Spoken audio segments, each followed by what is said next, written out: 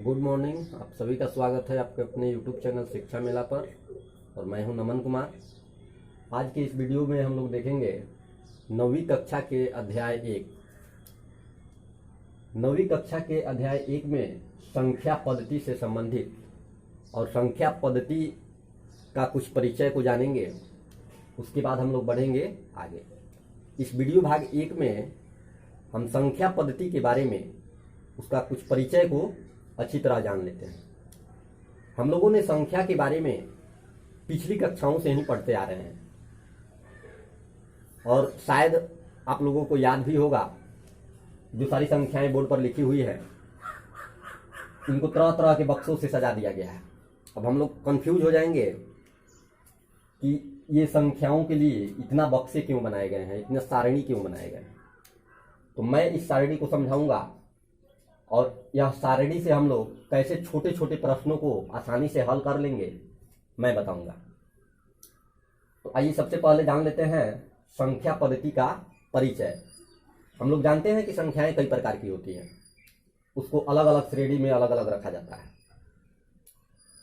तो इन संख्याओं में सबसे पहले आती है संख्या प्राकृतिक संख्या, इसको नेचुरल नंबर कहते हैं। तो नेचुरल नंबर हमारा 1 से स्टार्ट होता है और अनंत तक चलता है। यानी हम ये कह सकते हैं प्राकृतिक संख्या का परिभाषा कुछ इस प्रकार कह सकते हैं कि गिनती की सभी संख्याएं प्राकृतिक संख्या कहलाती है, इसमें कोई दुराई नहीं। हम इसको परिभाषित इस तरह आसानी से कर सकते हैं। तो प्राकृतिक संख्याओं को हम n द्वारा सूचित करते हैं। अगर हम ये कह लें कि सबसे छोटी प्राकृतिक संख्या क्या है, तो सबसे छोटी प्राकृतिक संख्या हमारा 1 होता है और सबसे बड़ी प्राकृतिक संख्या का बात करें तो अनंत होता है, क्योंकि प्राकृतिक संख्या 1 से स्टार्ट होकर अनंत तक जाती है, इसलिए सबसे बड़ी संख्या का कल्पना हम नहीं कर सकते हैं। दूसरी संख्या आती है पूर्ण संख्या। पूर्ण संख्या जिसको होल नंबर कहते हैं, और पूर्ण संख्या 0 से स्टार्ट होकर अनंत तक जाती है, इसलिए हम पूर्ण संख्या को इस प्रकार परिभाषित कर सकते हैं कि प्राकृतिक संख्याओं के समूह में शून्य को शामिल कर लेने से प्राप्त संख्याओं के समूह पूर्ण संख्या कहलाती है। और पूर्ण संख्या को हम W से सूचित करते हैं। पूर्ण संख्या में हम यदि कहें कि सबसे छोटी पूर्ण संख्या क्या है, तो सबसे छोटी पूर्ण संख्या हमारी 0 है, यानी 0 है, क्योंकि पूर्ण संख्या 0 से ही स्टार्ट होती है और यह अनंत तक जाती है। और सबसे बड़ी पूर्ण संख्या की बात करें तो सबसे बड़ी पूर्ण संख्या का भी हम कल्पना नहीं कर सकते, क्योंकि यहाँ पे सबसे बड़ी पूर्ण संख्या क्या है, अनंत है। 0 से तो स्टार्ट होती है लेकिन अनंत तक जाती है। अब अगला हमारा संख्या है पूर्णांक संख्या, इसको इंटेजर नंबर कहते हैं और इसको Z से सूचित करते हैं। पूर्णांक संख्या को हम Z से सूचित करते हैं, परिमेय संख्या को Q से सूचित करते हैं। तो अब हम पहले देख लेते हैं पूर्णांक संख्या को। तो पूर्णांक संख्या पूर्ण संख्या के समूह में ऋणात्मक संख्याएं शामिल होती है तब पूर्णांक संख्या का निर्माण होता है। यानी हम इसका परिभाषा कुछ इस प्रकार कर सकते हैं कि ऋणात्मक संख्याएं पूर्ण संख्या के साथ मिलकर पूर्णांक संख्या बनाती है। और पूर्णांक संख्या में न तो हम सबसे छोटी पूर्णांक संख्या का कल्पना कर सकते हैं और न ही सबसे बड़ी पूर्णांक संख्या का कल्पना कर सकते हैं। अगला हमारा संख्या है परिमेय संख्या। तो हम लोग देख रहे हैं इस सारणी के माध्यम से कि प्राकृतिक संख्या, पूर्ण संख्या, पूर्णांक संख्या को मिलाकर ही परिमेय संख्या बनी है। परिमेय संख्या की परिभाषा कुछ इस प्रकार हो सकता है कि वैसी संख्याएं जिसे हम P/Q के रूप में लिख सकें, जहां P और Q दोनों पूर्णांक हो और Q 0 के बराबर न हो, वैसी संख्या को हम परिमेय संख्या कहेंगे। तो हम लोगों ने अभी देखा प्राकृतिक संख्या, पूर्ण संख्या, पूर्णांक संख्या और परिमेय संख्या का परिभाषा, और इसका उदाहरण तो इसमें लगभग दिया ही है। अब अगला है हमारा संख्या अपरिमेय संख्या। तो इन संख्याओं में हम लोगों ने संबंध देखा कि प्राकृतिक संख्या 0 में शामिल होकर के पूर्ण संख्या बनाती है और पूर्ण संख्या ऋणात्मक संख्याओं में मिलकर के पूर्णांक संख्या बनाती है, और पूर्णांक संख्या पूर्ण संख्या, प्राकृतिक संख्या मिलाकर परिमेय संख्या बनाती है। लेकिन इन सभी संख्याओं से अपरिमेय संख्या का कोई संबंध नहीं है। अपरिमेय संख्या अपना एक अलग पहचान रखता है, इसको हम इरेशनल नंबर कहते हैं। उदाहरण में हम लोग ले सकते हैं, अपरिमेय संख्या के लिए उदाहरण ले सकते हैं √2, √3, √5, पाई, या कुछ इस तरह की संख्याएं होती हैं 0.1, 0, 1, 00, 1, 000, 1, इस प्रकार शून्यों की संख्या बढ़ते जाएगी। तो ऐसी संख्याएं अपरिमेय संख्या होती है। और इन सभी संख्याओं को मिलाकर जो संख्या बनती है उसको हम कहते हैं वास्तविक संख्या। अब हमें जानना है इन सारणी के माध्यम से हम छोटे छोटे सवालों का जवाब कैसे दे पाएंगे। तो आइए देखते हैं। हम लोगों ने इन सारी संख्याओं की परिभाषा और इनका उदाहरण तो देख लिया। अब हम देखेंगे इनके माध्यम से कैसे छोटे छोटे प्रश्नों का हल हम आसानी से कर सकते हैं। तो इस सारणी के माध्यम से हल करने वाले कुछ छोटे छोटे प्रश्न इस प्रकार होते हैं। जैसे हमें कक्षा 9वीं के प्रथम अध्याय में इस तरह के क्वेश्चन शायद मिलता है कि क्या सभी प्राकृतिक संख्याएं पूर्ण संख्या होती है। तो इस तरह के छोटे छोटे प्रश्न में हम कभी कभी उलझ जाते हैं। सभी संख्याओं को जानते हुए भी थोड़ा सा उलझन हो जाती है, क्योंकि हमें तो पता ही है कि बड़े बड़े पहाड़ों से नहीं, छोटे छोटे पत्थरों से ही ठोकर लगते हैं। तो छोटी छोटी बातों में ही हम उलझ जाते हैं, इसलिए छोटी छोटी बातों को जान लेना ही काफी जरूरी है। इसके बाद हम लोग चैप्टर के क्वेश्चन को, अध्याय के प्रश्न को हल करेंगे। तो पहले इसको हम जानते हैं।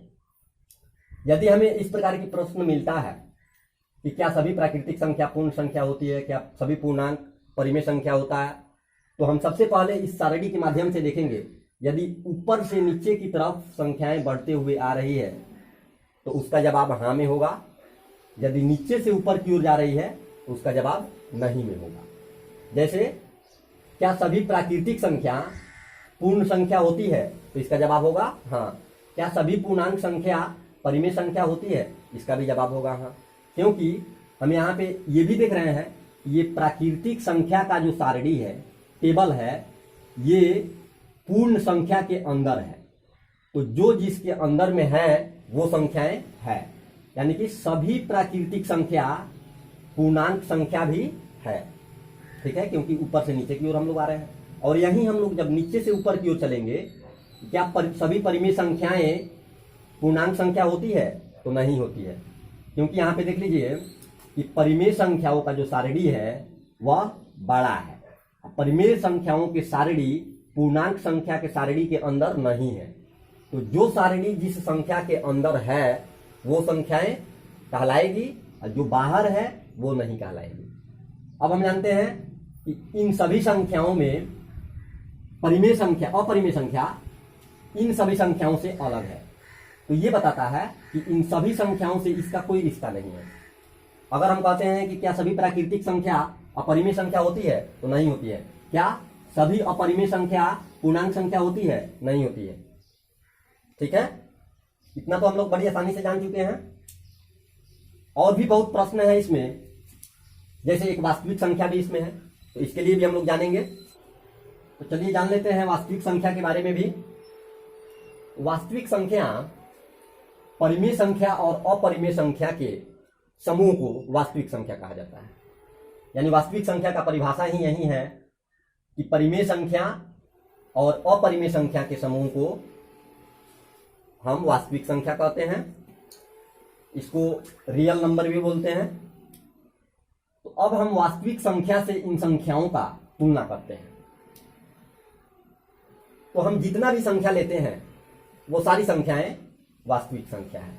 वास्तविक संख्या के अंदर परिमेय संख्याएं, अपरिमेय संख्याएं, पूर्णांक संख्याएं, पूर्ण संख्याएं, प्राकृतिक संख्याएं सभी आती हैं। तो इसलिए हम कह सकते हैं कि सभी प्राकृतिक, पूर्ण, पूर्णांक, परिमेय और अपरिमेय संख्याएं वास्तविक संख्या होती है। क्योंकि वास्तविक संख्या के जो सारणी है इन सभी संख्याओं को घेरा हुआ है। तो जो सभी को घेरा हुआ है वो सभी संख्याएं वास्तविक संख्याएं हैं। जो जिसको घेरा हुआ है वो संख्याएं उस संख्या के अंदर आती है।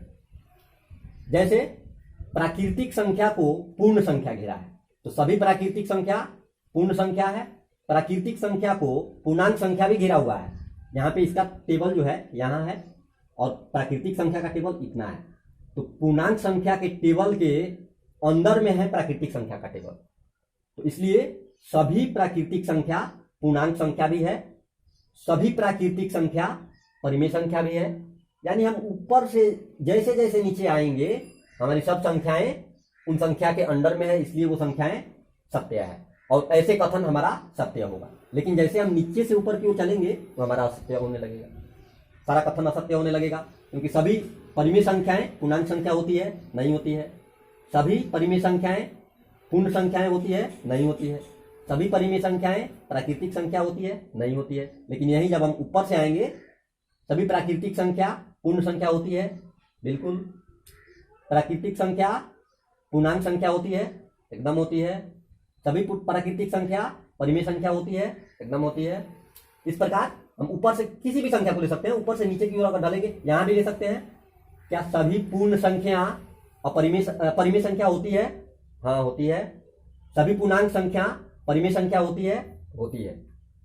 हमें करना यह है कि इस सारणी को अपने माइंड में बैठा लेना है और हमें जब भी इस प्रकार के क्वेश्चन आते हैं तो हमें यह देखना है कि ऊपर से नीचे की ओर हम लोग चल रहे हैं या नीचे से ऊपर की ओर हम लोग चल रहे हैं। यदि ऊपर से नीचे की ओर चल रहे हैं तो हमारा कथन सत्य होगा, अगर नीचे से ऊपर की ओर चल रहे हैं तो हमारा कथन असत्य होगा। और यहां पे ये ध्यान रखना होगा कि क्वेश्चन किस प्रकार पूछ रहा है। क्या सभी प्राकृतिक संख्याएं पूर्ण संख्याएं होती है और नहीं होती है? नहीं भी मिला सकता है, तो इस पर विशेष ध्यान देना है। अब हम लोग जानते हैं वास्तविक संख्या के बारे में। तो हम लोगों ने तो ये जान लिया कि सभी संख्याएं वास्तविक संख्या होती है। इसलिए अगर पूछता है कि क्या सभी अपरिमेय संख्या वास्तविक संख्या होती है, तो हाँ। इधर से कोई भी संख्या लेकर पूछता है कि वास्तविक संख्या होती है, तो हाँ। लेकिन वास्तविक संख्या में इनको पूछता है तो नहीं होगा। अब जैसे देख लेते हैं, क्या सभी वास्तविक संख्या अपरिमेय संख्या होती है? तो नहीं होती है। सभी वास्तविक संख्या परिमेय संख्या होती है? नहीं होती है। सभी वास्तविक संख्या पूर्ण संख्या होती है? तो नहीं होती है। यानी कि वास्तविक संख्या से संबंध अगर देखा जाए तो इन सब में नहीं है, लेकिन इन सब से वास्तविक संख्या का संबंध है। इन सभी संख्याओं के साथ कहा जाए कि वास्तविक संख्या है तो है। ये सभी संख्याएं वास्तविक संख्या है, लेकिन वास्तविक संख्या को लेकर अगर पूछा जाए कि क्या सभी वास्तविक संख्या अपरिमेय संख्या है, चाहे सभी वास्तविक संख्या परिमेय संख्या है, सभी वास्तविक संख्या पूर्णांक संख्या है, सभी वास्तविक संख्या पूर्ण संख्या है, सभी वास्तविक संख्या प्राकृतिक संख्या है, तो ये नहीं में जवाब होगा। तो हम लोगों ने आज सीखा इस तरह के छोटे छोटे प्रश्नों को हल करना, और हम लोग आसानी से हल कर सकते हैं। मुझे भी विश्वास है कि आप लोगों को अच्छी तरह से समझ में आया होगा। आप लोग अगर इस सारणी को लिखना चाहते हैं तो वीडियो को रुक रुक कर भी लिख सकते हैं या स्क्रीनशॉट ले सकते हैं और आसानी से याद कर सकते हैं। फिर हम लोग मिलेंगे अगले वीडियो भाग 2 में। इसी तरह के महत्वपूर्ण क्वेश्चन को देखेंगे, कंसेप्ट को देखेंगे और हम लोग आगे बढ़ेंगे। आज के लिए इतना ही। अब मैं इसी से संबंधित 2 प्रश्न दे रहा हूं, इस पर आप लोग प्रयास कीजिए और इसका जवाब कमेंट बॉक्स में दीजिए, ताकि मैं जान सकूं कि आप लोगों को कितना समझ में आया है। इसका पहला क्वेश्चन है, क्या सभी परिमेय संख्याएं वास्तविक संख्या होती है? और दूसरा प्रश्न है, क्या सभी वास्तविक संख्या अपरिमेय संख्या होती है? इन दोनों सवाल के जवाब आप लोग कमेंट बॉक्स में दीजिए, ताकि मैं जान सकूं कि आप लोगों को समझ में आया कि नहीं आया। इसी के आधार पर मैं फिर आगे समझाने का प्रयास करूंगा। मुझे पूर्ण विश्वास है कि आप सबको समझ में आया होगा और आप सब इस तरह के छोटे छोटे प्रश्न को आसानी से हल कर सकते हैं। और आगे किसी भी प्रकार के सहायता व सुझाव के लिए हम हमेशा आपके साथ रहेंगे। तब तक के लिए गुड बाय, थैंक यू।